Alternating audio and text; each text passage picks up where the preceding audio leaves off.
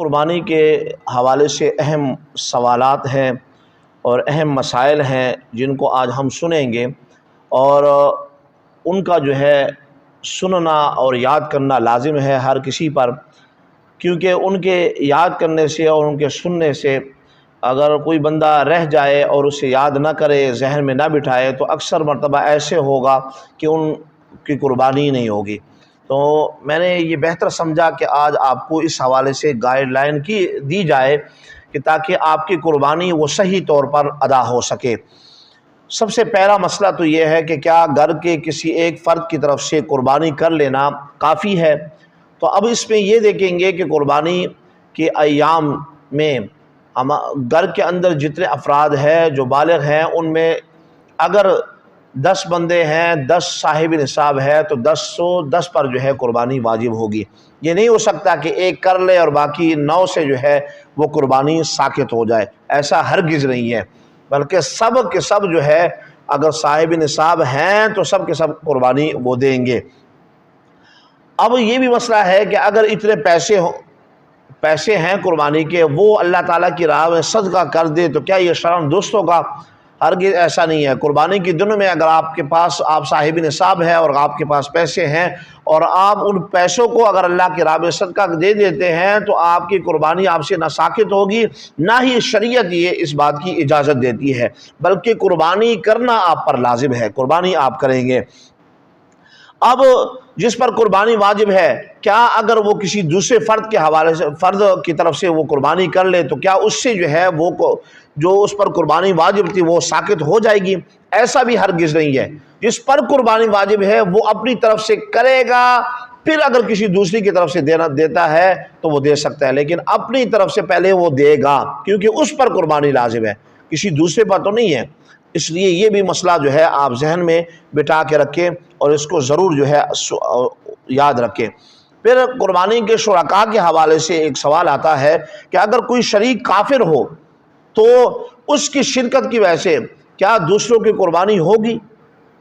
ایسا بھی نہیں ہے، اس سے بھی بچنا ہے، کافر کو بھی شامل نہیں کرنا۔ اگر کافر شامل ہو گیا تو آپ میں سے جو 7 بندے ہیں ان میں سے کسی کی بھی قربانی نہیں ہوگی۔ اور اسی طرح اگر کوئی بد مذہب انسان، کوئی بد مذہب ہے، بد عقیدہ ہے، وہ آپ کی قربانی میں آپ کے ساتھ شریک ہو گیا تو کسی کی بھی قربانی نہیں ہوگی، یہ بھی آپ ذہن میں بٹھانا ہے۔ اسی طرح اگر 7 بندے ہیں ان میں سے کسی نے ایک نے بھی نیت صرف گوشت کی حوالے سے کی، یعنی گوشت حاصل کرنے کے لیے، تو ایسا شخص بھی اگر آپ کے ساتھ شامل ہو گیا تو کسی کی قربانی نہیں ہوگی۔ ایسے شخص کو بھی شامل نہیں کرنا۔ اس سے پہلے آپ سب کی نیتوں کے حوالے سے پوچھ لیں کہ اگر عقیقہ یا صدقہ یا پھر قربانی کی نیت ہو تو تبھی ان لوگوں کو شامل کریں، صرف گوشت کے لیے کسی کو بھی شامل نہ کریں، وگرنہ سب کی قربانی جو ہے وہ ضائع ہو جائے گی۔ اسی طرح اگر قربانی کے اندر 7 بندے شامل تھے، ان میں سے کسی کا انتقال ہو گیا، اب اگر ورثاء نے اجازت دے دی کہ ان کی طرف سے قربانی کر لیں تو قربانی صحیح ہے، اور اگر آپ نے وارثوں سے نہیں پوچھا اور بغیر وارثوں کے آپ نے قربانی کر لی تو کسی کی بھی قربانی نہیں ہوگی۔ یہ بھی آپ نے اپنے ذہن کے اندر رکھنا ہے۔ اسی طرح ایک گھر کے اندر جو ہے وہ صرف بکرا جو ہے سب گھر کی طرف سے جو ہے وہ قربان کر دیا جاتا ہے، تو ایسا بھی ہرگز نہیں کرنا۔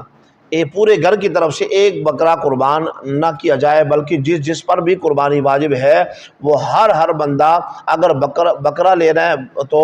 بکرا ایک کی طرف سے قربان کیا جا سکتا ہے، سب گھر والوں کی طرف سے نہیں کیا جا سکتا۔ اگر 5 6 7 بندے ایک گھر کے اندر رہتے ہیں تو بڑا جانور لے لیں، وہ اپنے ساتھ حصے اس میں ڈال لیں اور پھر وہ قربانی اس کی کرے تو تبھی ممکن ہے۔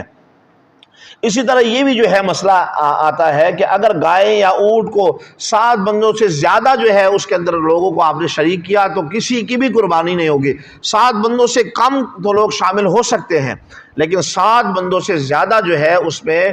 گائے اور اسی طرح بیل، اسی طرح بھینس اور اونٹ کے اندر 7 بندوں سے زیادہ کبھی بھی آپ افراد کو شامل نہیں کر سکتے۔ اسی طرح بکرا ہے تو صرف ایک کی طرف سے ہوگا، 7 کی طرف سے نہیں ہو سکتا۔ اسی طرح گائے ہے، بیل ہے، اونٹ ہے، وہ 7 سے زیادہ جو ہے لوگ اس کے اندر شامل نہیں کر سکتے، بلکہ 7 تک جو ہے وہ اجازت دی گئی ہے۔ اسی طرح اگر